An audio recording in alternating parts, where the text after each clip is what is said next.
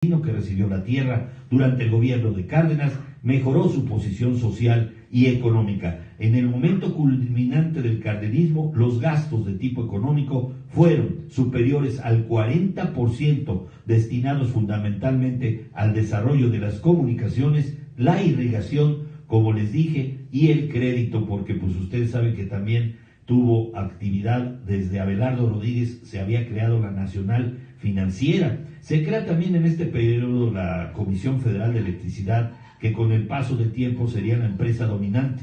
Esta gran depresión golpeó muy duramente el comercio exterior de México, al cerrarle mercados a algunas de sus materias primas, pero durante el primer año de Cárdenas, o de su gobierno, por la economía de guerra, ya había yo dicho esto, que se había instalado, pues se había recuperado bastante la exportación, ascendió a poco más de 200 millones de dólares.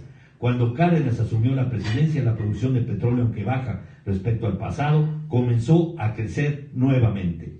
Ya decía yo que le tuvieron que exportar hasta Italia y Alemania, y pues Cárdenas adoptó una línea bastante clara con relación al movimiento obrero. Tomó el plan sexenal, como les dije, apoyó cláusulas de exclusión y el rechazo de sindicatos blancos. Tenían que estar afiliados al Partido Nacional Revolucionario o después al Partido de la Revolución Mexicana, y ese sesgo fue una solidaridad que le dieron al gobierno priista hasta la época de Ernesto Zedillo con el señor don Fidel Velázquez, que decía que el que se mueve no sale en la foto. Por eso siempre estuvo alineado y afiliado al poder. Durante, ustedes saben, 34 al 36, fue exiliado Plutarco Elías Calles con el señor Morones y todo el gabinete que estuvo apoyando en un principio a Cárdenas. Él ya dijo, de este señor ya nadie se quiere acordar. Ahí está. También Cárdenas no solo es el presidente que repartió más tierras, ya les decía, millones de hectáreas fueron repartidos, creó el Banco Nacional de Crédito Ejidal. Era importante tener dinero suficiente para que los ejidatarios pudieran acceder a él, porque de otra suerte, pues quienes eran los propietarios de las tierras a principios del siglo XX, pues eran no ejidatarios, sino eran hacendarios o hacendados que tenían grandes extensiones de tierra o gran poder económico. Y por eso el ejido viene a quitarles a muchos de ellos las tierras. Lázaro Cárdenas se metió en unos problemas bastante interesantes que pues habrá motivación para que lo veamos más adelante. La memoria de las grandes expropiaciones cardenistas pareció total por primera vez desde el reparto de tierra en Morelos durante la Revolución, el verdadero corazón agrario de la Revolución Mexicana. Ya dije que uno de los apoyos visibles a la candidatura de Cárdenas había sido la CCM, que eran una confederación no tan incluyente como la Confederación Nacional Campesina. Sostuvo que la única forma de defender los intereses de los trabajadores del campo era admitiendo la realidad de la lucha de clases. Ahí está el sesgo socialista, hasta que pues ya más adelante desaparece este partido revolucionario de la Revolución Mexicana para dar lugar al Partido Nacional, pues ya priista, prácticamente ya empoderado en la época de Ávila Camacho. Después de que él dijo adiós al PRM, porque él mismo lo había creado para cambiarle al PNR, como pues el jefe máximo era Plutarco Elías Calles y él usaba la bandera del PNR, pues porque su partido surge por allá en la época cuando se hace la primera elección presidencial con Pascual Ortiz Rubio. Dijo, pues no, le cambiamos el nombre al principio y al fin.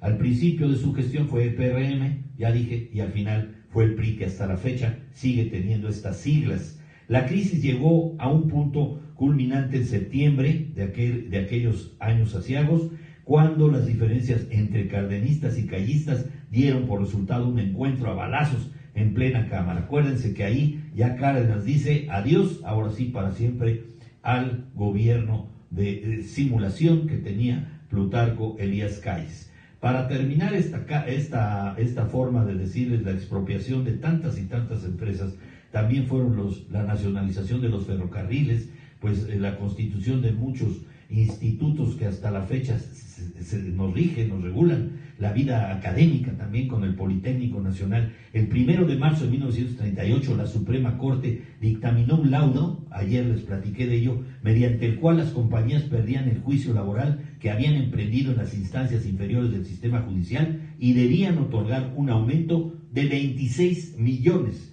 a los trabajadores. Las empresas se negaron y de ahí ya tuvo pretexto nuestro presidente en turno, este hombre que pues es de ambos polos, ¿no? También socialista, capitalista o de claroscuros, como es esta reforma agraria, esta expropiación petrolera y también por otro lado la entrega de todas estas tierras a los campesinos y por otro lado pues el antidemocrático monopolio del PRI. Ahí lo tenemos, ahí tenemos ya más de esto. Ya me voy a despedir, pues damos por hecho la expropiación petrolera, ya se las platiqué. Las consecuencias de la nacionalización del petróleo, ya les dije que al final de cuentas con el presidente Franklin Delano Roosevelt pudieron hacer estas, fíjense, les conseguí los nombres en aquella época, la que hoy es BP, que les dije ayer que ya regresó después de 80 años de la nacionalización, se llamaba Anglo-Persian Oil Company. Hoy se llama BP. No era una compañía privada, sino dependiente directa del almirantazgo British Admiral y parte del poder mismo del Imperio Británico.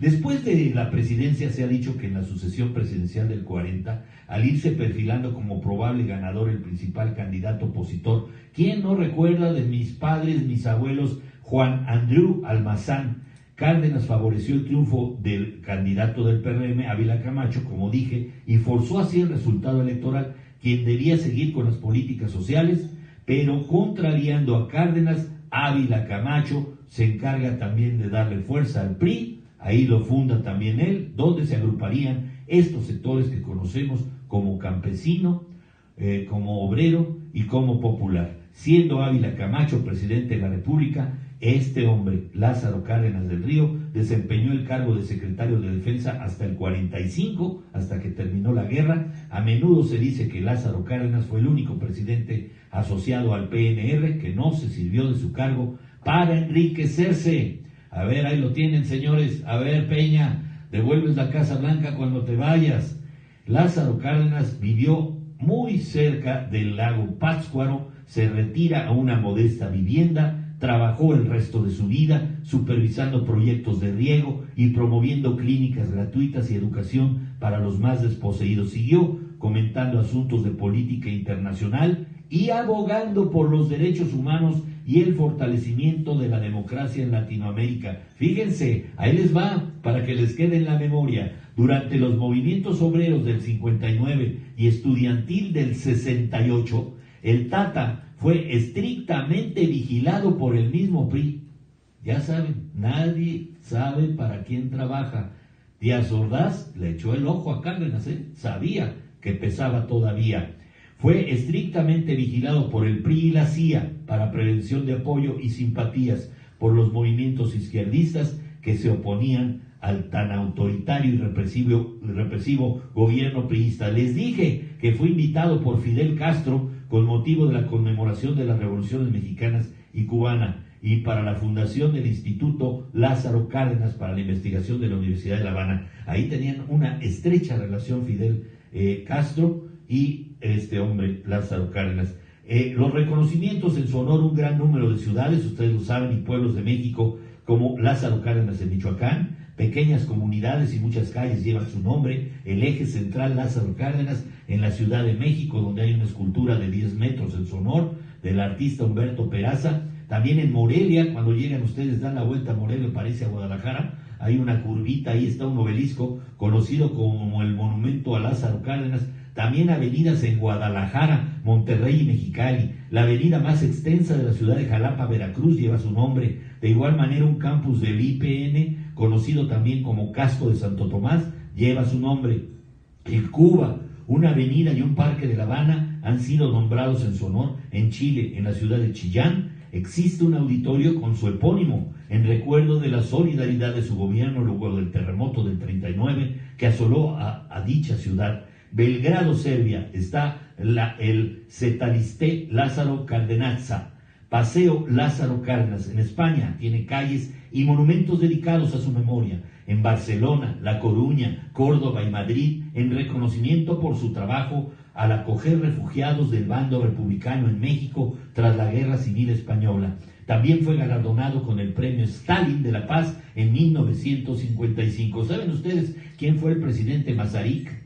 ¿Por qué se le puso Masaryk a la calle? Ahí les va. Asimismo, en Praga, República Checa, existe un parque que lleva su nombre en honor a su amistad con el presidente T.G. Masaryk, a cuya memoria existe una avenida en la Ciudad de México con su nombre, la avenida Presidente Masaryk en Polanco. Él lo tiene, gran amigo del presidente Cárdenas. De la familia, pues de su matrimonio, ya saben, de Amalia Solórzano, nació el Cuatemochas Cuauhtémoc Cárdenas Solórzano, quien años más adelante sería senador, gobernador de Michoacán, jefe de gobierno del DF y candidato a la presidencia de la República en 3 ocasiones. Su nieto también, acuérdense, Lázaro Cárdenas Batel, también ha incursionado en la política y estuvo a cargo de la gubernatura del estado de Michoacán en el periodo 2002-2008. Nos despedimos diciéndoles que su fallecimiento fue víctima de cáncer en la Ciudad de México el 19 de octubre de 1970, exactamente 25 años después del deceso de su adversario político, Plutarco Elías Calles. Ahí lo tienen, mis amigos. Gracias a los que me hicieron el favor de acompañar. Creo que nos pasamos de la marca de los 20 minutos, pero espero que haya sido enriquecedor este trabajo para todos ustedes, que tengan opinión, que tengan crítica. ¿Cómo es posible que ahora veamos revertidas todas esas acciones populistas o populares que fueron del gran Lázaro Cárdenas del Río, ahora que está desmantelado Pemex? Caramba, si volviera a nacer Lázaro Cárdenas del Río, ¿qué nos diría? Se volvería a morir. Gracias, mis amigos. Nos vemos mañana en Personas y Bienes, la columna vertebral que nos hace estar aquí al día a día. Gracias. Hasta mañana. Nos vamos a chambear, David. Adiós. Gracias. Gracias por los aplausos.